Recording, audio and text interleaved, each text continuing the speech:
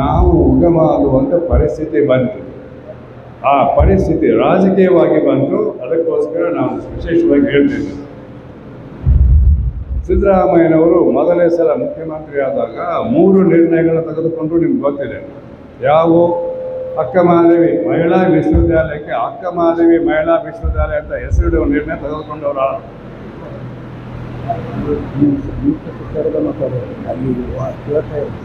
ಏನು ಮಾಡಿದ್ರು? ಓಕೆ.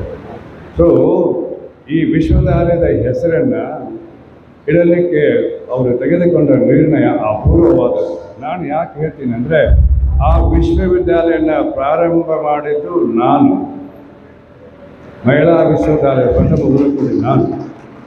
ಆಗಲೇ ಎಸ್.ಎನ್. ಕೃಷ್ಣ ಮುಖ್ಯಮಂತ್ರಿಯಾಗಿದ್ದಾಗ ಈ ಪ್ರಸ್ತಾವನೆ ಹೋಗಿತ್ತು, ಅವರು ಮಾಡಿರಲಿಲ್ಲ. ನಂತರ ಯಡಿಯೂರಪ್ಪನವರಿದ್ದಾಗಲೂ ಕೂಡ ಮಾಡಬೇಕಂತ